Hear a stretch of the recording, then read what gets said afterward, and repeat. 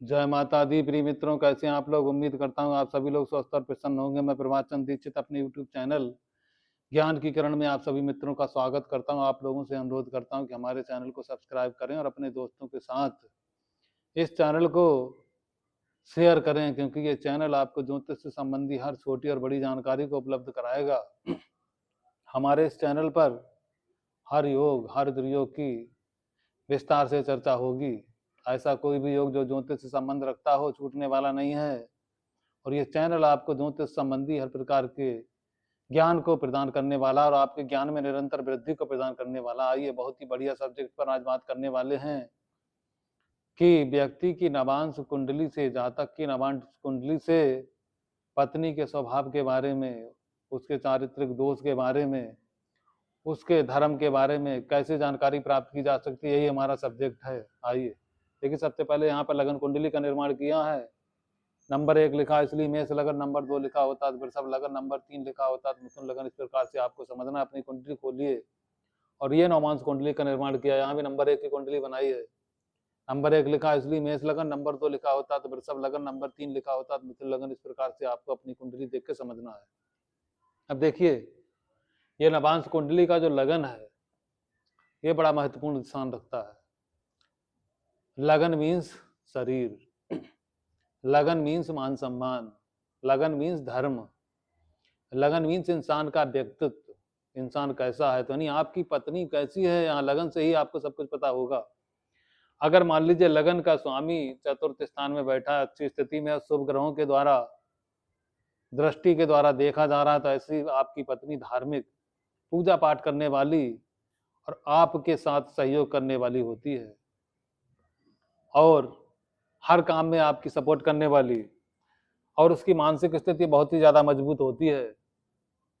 इस प्रकार के आपको फल को समझना है। मान लीजिए यही लगन स्थान का स्वामी छठे में चला जाए, तो इसका मतलब आपकी पत्नी क्रोध करने वाली, छोटी छोटी बात पर गुस्सा करने वाली, और यहाँ तक कि छोटी छोटी बातों को काफी आगे तक ले जाने वाली, यानी जल्दी झगड़ा समाप्त ना करने वाली, और उसकी मानसिक स्थिति बहुत ही ज्यादा खराब होती है। ऐसी स्त्री के साथ विवाह करने के बाद कई बार कोर्ट कचहरी का सामना भी करना पड़ता है, क्योंकि लगन का स्वामी छठे में चला गया, रोग स्थान में गया है, कर्ज का स्थान है, कोर्ट कचहरी का स्थान है, तो छोटी छोटी बातें लंबा रूप धारण कर लेती हैं। इसलिए यहाँ पर सावधानी रखनी है। अब मान लीजिए लगन का स्वामी भाग्य स्थान में चला जाए, तो ऐसे व्यक्ति की पत्नी धार्मिक, पूजा पाठ करने वाली, व्यक्ति का साथ देने वाली, सम्मान करने वाली और हर तरीके से फायदेमंद साबित होती है। अब देखिए, अगर लगन का स्वामी दसम स्थान में हो जाए, तो ऐसे व्यक्ति की पत्नी नौकरी करने वाली, पति के साथ काम बटाने वाली और पति का हर प्रकार से सहयोग करने वाली होती है। उसी व्यक्ति की पत्नी का मान सम्मान समाज में बहुत ही ज्यादा श्रेष्ठ होता है और ऐसी समाज में सबके साथ मिलजुल कर रहने वाली होती है। यहाँ पर इसे श्रेष्ठी कहा जाएगा।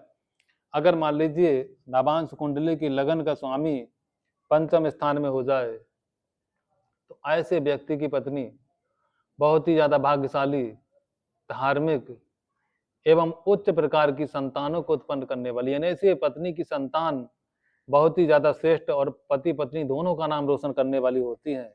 और ऐसे व्यक्ति की पत्नी की आमदनी भी श्रेष्ठ होती है, उच्च पद को प्राप्त करने वाली होती है।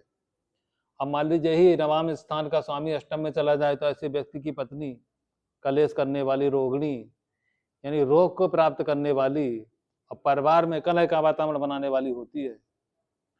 ऐसे व्यक्ति की पत्नी की आयु भी कमजोर हो जाती है, क्योंकि अष्टम स्थान में पत्नी का लगन का स्वामी चला गया, तो उसकी आयु कमजोर होती है। तो यहाँ पर सावधानी रखनी है कि ऐसे कुंडली वाली पत्नी के साथ विवाह ना करें। अब मान लीजिए देखिए, लगन का स्वामी 12 खर्च स्थान में चला जाए, तो उसका मतलब ऐसे व्यक्ति की पत्नी खूब घूमने फिरने वाली, यात्राएं करने वाली, यात्रा में खूब खर्च करने वाली, यानी जब से शादी के बाद खर्च की स्थिति दिन पर दिन बढ़ती चली जाएगी, जहां तक परेशान हो जाएगा, लेकिन पत्नी मानने वाली नहीं है। तो कुल मिला के ये भी स्थिति अच्छी नहीं कही जाएगी। अब मान लीजिए नवांश स्थान का स्वामी धन स्थान में चला जाए, तो धन स्थान में अगर मान लीजिए नवांश लगन का स्वामी चला गया, तो ऐसी पत्नी धार्मिक, धन धान्य की वृद्धि करने वाली और मधुर वाणी बोलने वाली होती है। और धन स्थान का स्वामी तृतीय स्थान में चला जाता है, ऐसे व्यक्ति की पत्नी हिम्मती, पराक्रमी, आत्मसाहसी, यानी जबरदस्त हिम्मत होती है ऐसी व्यक्ति की पत्नी के अंदर। पति की हर प्रकार से मदद करने वाली, हर स्थिति, हर परिस्थिति में प्रसन्न और संतुष्ट रहने वाली होती है। अब मान लीजिए कि लगन का स्वामी सप्तम में आ जाए तो बहुत ही बढ़िया, आपसी प्रेम संबंध बहुत ही मजबूत होता है। यहाँ पर दोनों की जिंदगी बहुत ही प्रेम पूर्वक निकल जाती है और पता भी नहीं चलता है। ऐसे व्यक्ति पति पत्नी दोनों मिलजुल कर रहते हैं। लगन नवांश का स्वामी अगर एकांत स्थान में चला जाएगा तो ऐसे व्यक्ति की पत्नी लाभ प्रदान करने वाली, धन धान से परिपूर्ण और हर प्रकार से पूरे परिवार को लेकर चलने वाली होती है।